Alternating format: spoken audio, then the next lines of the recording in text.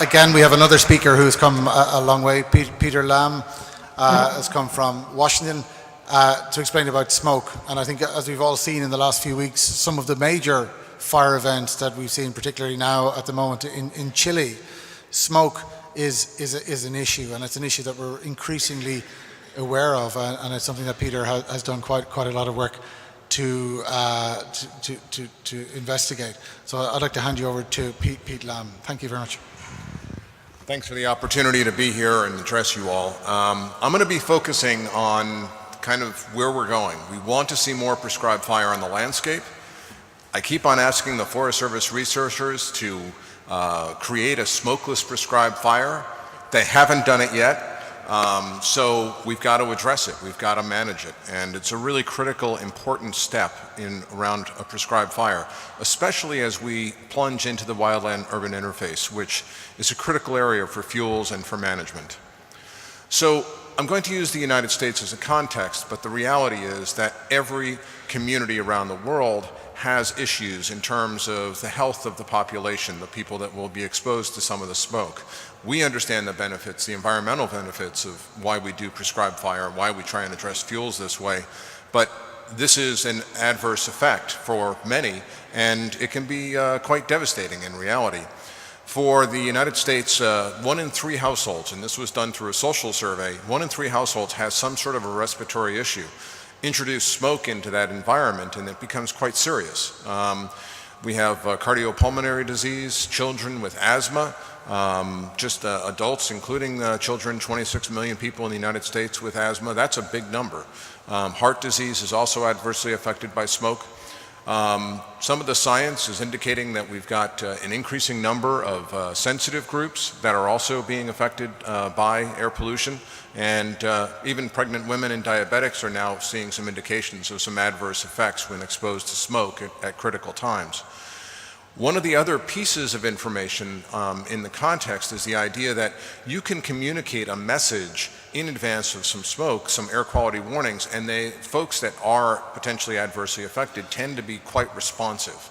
So in the United States, this has been very good to reduce exposure by giving some messages out front. The science is indicating that no particulate matter, which is one of the predominant pollutants out of wildfire and prescribed fire smoke, none is healthy for humans. Ozone, another pollutant we're all concerned about in many areas. Same thing, just at fairly low levels, there are some adverse effects, very capable of triggering an asthma attack. In the US, and this is not universal everywhere, but we have obligations, legal obligations to address smoke because it was perceived as a significant nuisance primarily, but now that health and air quality standards have been lowered and tighter, we're now starting to interact with our prescribed fires with the legal requirements and these thresholds for air quality. That's a new place actually for us in the United States. It's not something we've done historically. It was always just a nuisance issue. People didn't want to see the smoke or smell it. So the real key message I'm trying to address here is the vulnerability and health concerns of a community make a difference in your potential success with using prescribed fire, especially if there's going to be any length of exposure to the smoke.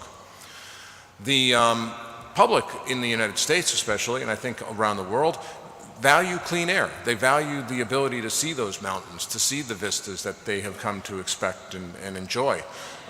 Smoke can disrupt the daily activities of some of these vulnerable and sensitive groups, those with the existing conditions. Locations such as schools and daycare, older adult homes, retirement communities. Some of these are well able to deal with a little bit of smoke and can shut the windows and handle the air.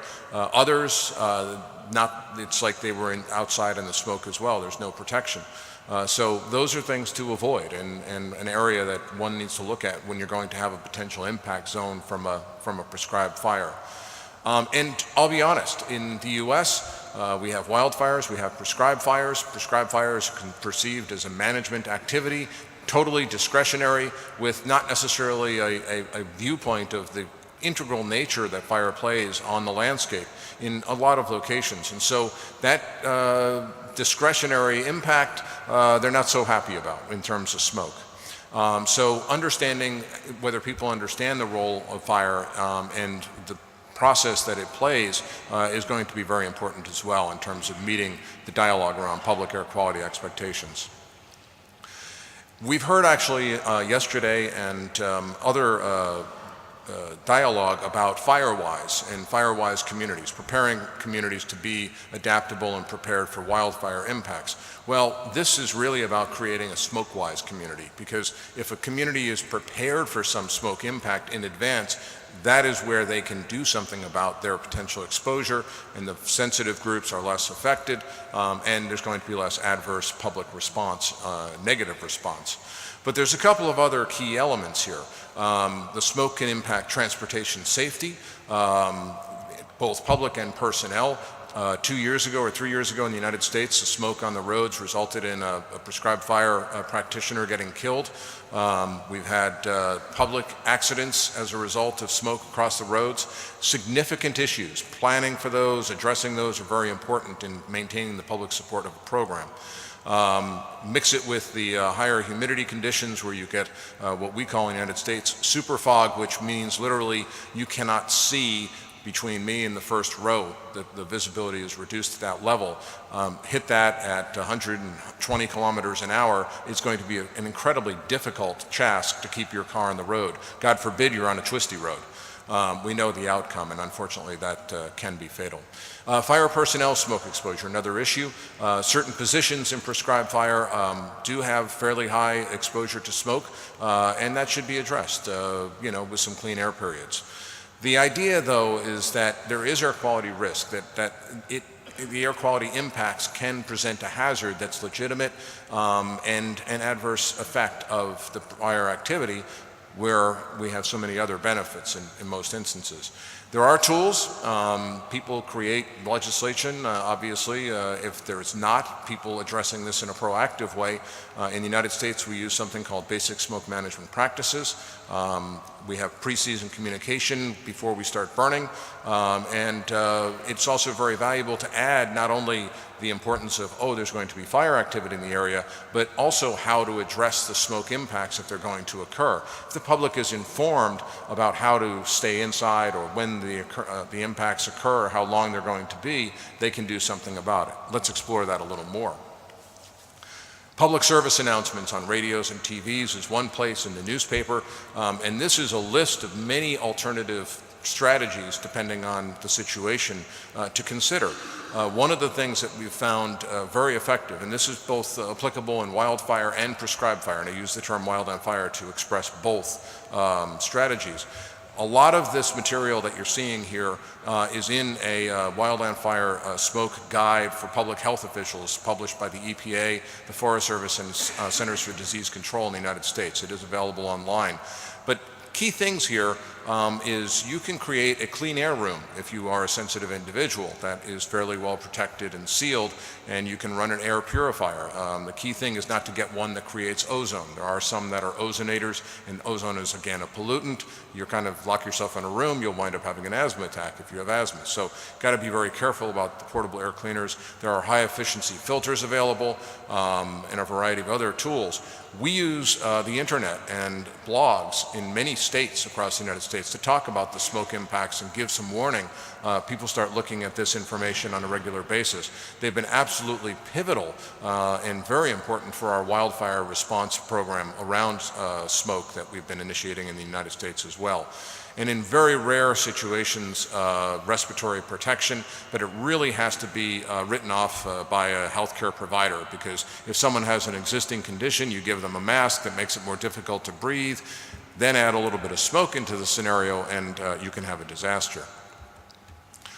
The other side is in this development of the fire-ready community. I mean, they're obviously thinking about fire already, a great place to kick off where prescribed fire might be useful, and then also to address wildland fire smoke impacts. It's a very important dialogue when we think about fire, is be ready for the smoke, because that's an adverse effect. Joint capability to address smoke impacts. And what I'm referring to here is the idea of working with other partners, not just the fire manager or the land manager who wants to use fire, but bring people that are also concerned about health into the picture, so it's a more unilateral message.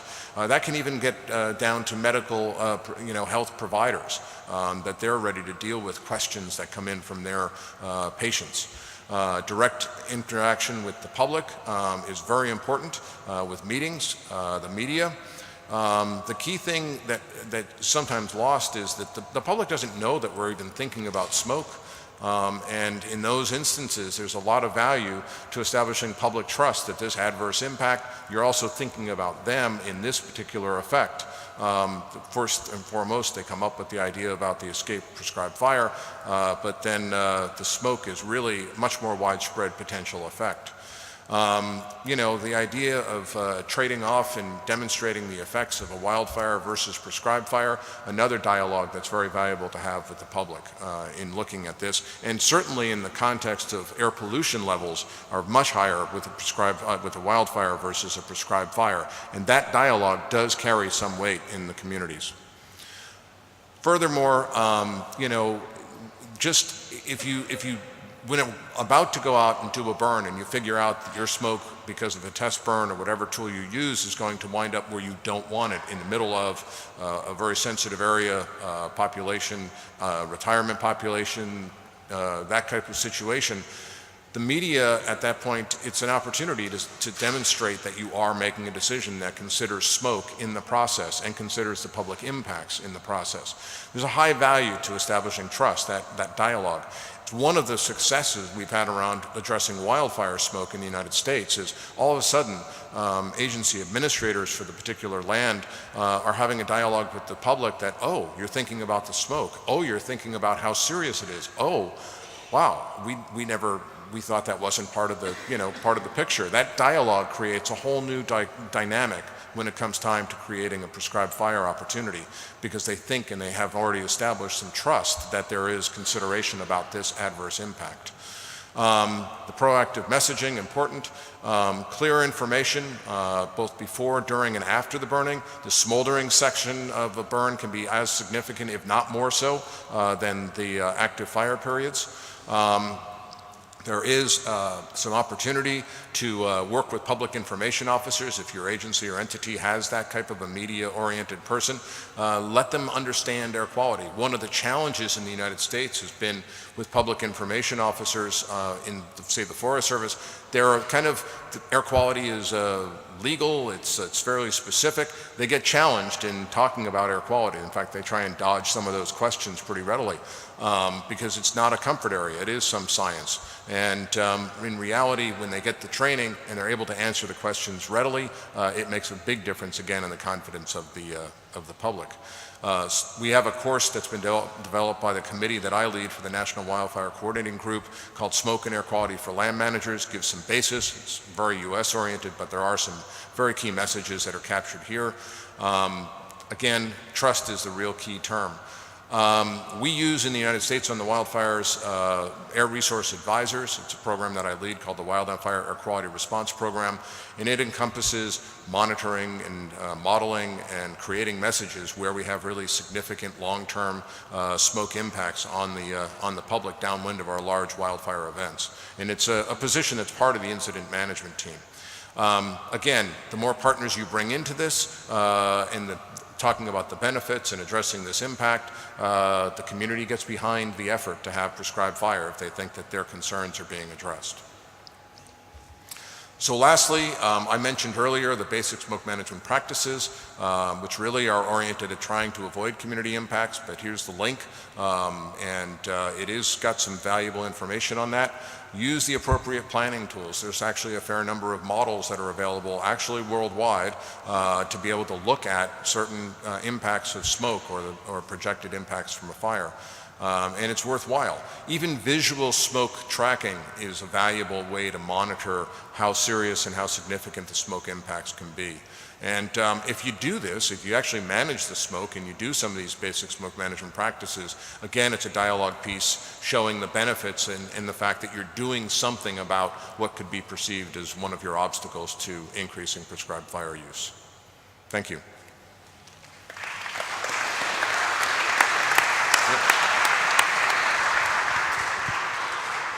Any questions from the floor? Sorry, Nuria, one. Thanks. That's great. You should be able to. Hi, very interesting this issue. I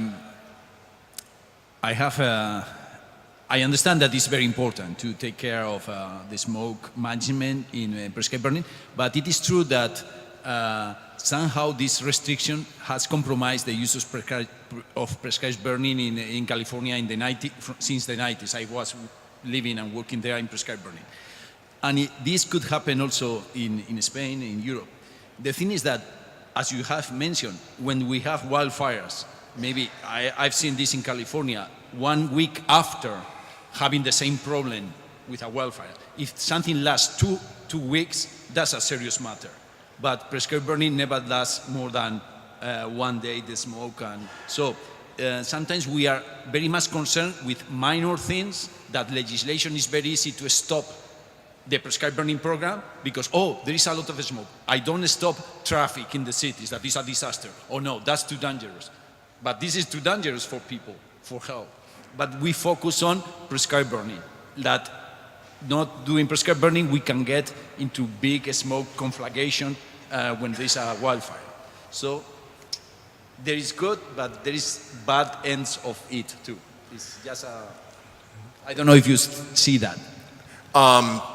Yes, regulation can be a very serious element. I worked in a state where a legislature wanted to do a ban on burning for prescribed fire for air pollution reasons, not understanding the relationships that we tend to in this room. The key thing here, and this is one of the real benefits of dealing with smoke from wildfire, is that when you bring it into the public eye and you quantify the impacts and you actually create messages around it, you all of a sudden have the balance. In other words, when you're just doing prescribed fire and you don't talk about wildfire smoke, it's a natural thing, it can't be addressed, there's nothing that can be done. That's not true, because you have no way to create the balance, the scales that allows the public to make a decision between this. We've given wildfire, certainly in the United States, oh, it's natural, oh, it can't be stopped. But the reality, the previous gentleman spoke in New South Wales, well, we can address the fuels, we can address the severity of that situation. When you create this program around addressing the wildfire smoke, all of a sudden people understand the disbenefits, the effect of that wildfire smoke, and then compare it against the management activity, which is very small actually, you have that opportunity to really highlight and improve that understanding. And it's very, very clear. We've had the media pick up long stories in some of the communities that had a lot of wildfire, Washington State and other places, California.